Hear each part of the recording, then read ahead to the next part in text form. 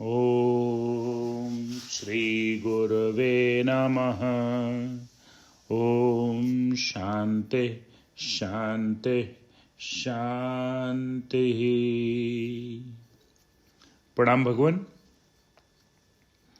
आलू वाले बाबा जी का दिव्य ग्रंथ मणिरत्न माला, जिसमें बात चल रही थी कि जो ज्ञानी होता है उसमें दीनता का भाव समाप्त हो जाता है, क्योंकि वह परम बोध की स्थिति में आता है जहां दीनता का कोई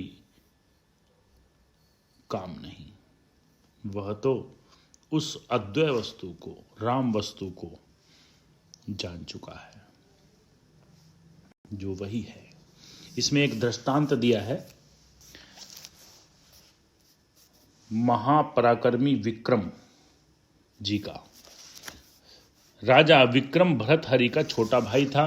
स्त्री के मोह में पड़ने से भरतहरि ने विक्रम को देश निकाला दे दिया।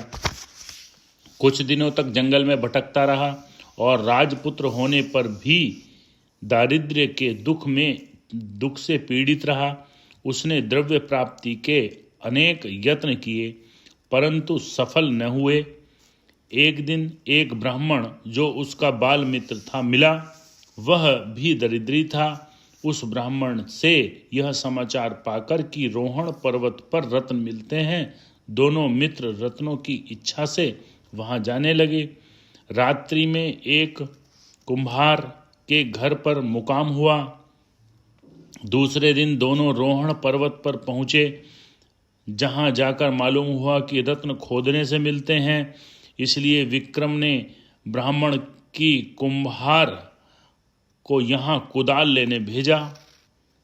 ब्राह्मण ने कुम्हार से कुदाल मांगी और अपना विचार कहा। कुम्हार बोला, मिसुर जी, पहाड़ पर रत्न मिलते जरूर हैं, परंतु उनमें एक युक्ति है।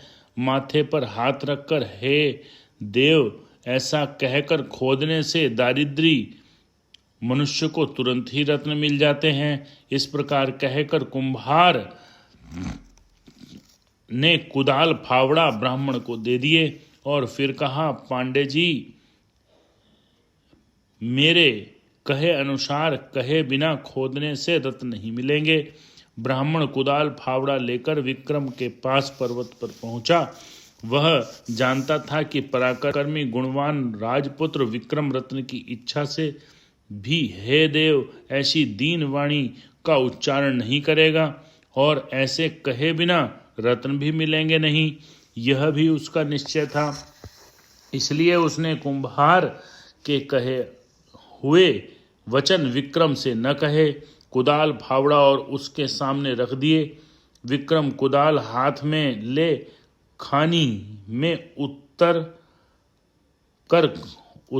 खान में उतरकर खोदना आरंभ करना चाहता था। ब्राह्मण ने उसे रोका, कहा, हे मित्र ठहर, हम जहां उतरे हैं वहां मुझे उज्जैनी से आया हुआ एक मनुष्य मिला था। उस समय तू मेरे पास न था। मैंने उससे तेरे घर का समाचार पूछा था। उसने मुझसे कहा कि सब तो कुशल है, परंतु विक्रम की मातुश्री का स्वर्गवास हो गया है। यह समाचार दुखदायक समझकर मैंने तुझसे संकोच के कारण अभी तक नहीं कहा था। इस प्रकार के वचन सुन विक्रम अतिशय दुखी हुआ और दुख के आवेश में माथे पर हाथ रखकर हे देव ऐसा कहकर कुदाल हाथ में से नीचे फेंक दी। ब्राह्मण ने जो समाचार सुनाया वह झूठा था, परंतु उसका उद्देश्य ठीक था और पूर्ण हुआ। विक्रम ने सहज ही कुदाल फेंक दी, परंतु वह रत्न प्राप्ति का सच्चा उपाय था। ज्यों ही विक्रम ने कुदाल नीचे पटकी, त्यों ही उसकी नोक जमीन पर लगी और उसमें से एक अलौकिक, अपने तेज से अंधकार को दूर करने वाला एक उत्तम रत्न ऊपर निकल आया। वह रत्न कम से कम 1.25 लाख रुपए की कीमत का था। विक्रम का लक्ष्य कुदाल की नोक से निकले हुए रत्न पर नहीं था, परंतु ब्राह्मण का लक्ष्य था। उसने रत्न को देख लिया और कार्य सफल होने से उसे अति आनंद हुआ। विक्रम इस समय दुखी है, यदि मैं उसे अभी रत्न दिखला दूं तो कदाचित उसे न ले ले। ऐसा विचार कर ब्राह्मण ने धीरे से रत्न उठा लिया। कुदाल फावड़ा लेकर दोनों वहां से लौटे। खाने से थोड़ी दूर जाकर ब्राह्मण ने विक्रम को रत्न दिखलाकर उसकी प्राप्ति का उपाय बताया कि हे मित्र, मैंने यह विचार तुझसे ऐसे दीन वचनों का उच्चारण नहीं होगा। तेरी माता की मृत्यु का झूठा समाचार तुझे दिया। माता के दुख से तूने माथे पर हाथ रखकर कहा, हे देव। ऐसा कहकर ज्यों ही कुदाल फेंकी त्यों ही उसकी नोक जमीन पर लगी और उसमें से यह अमूल्य रत्न निकल आया। इस प्रकार के वचन सुनकर विक्रम ब्राह्मण का वर्ताव को बहुत अयोग्य समझकर विचारने लगा कि ब्राह्मण ने धोखा देकर रत्न प्राप्ति के लिए मुझसे दीन वचन का उच्चारण करवाया।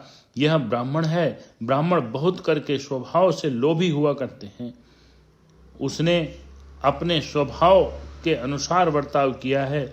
मुझे यह रत्न लेना योग्य नहीं है, क्योंकि चाहे जो कुछ हो जाए दीन होकर अन्य की याचना न करना चाहिए।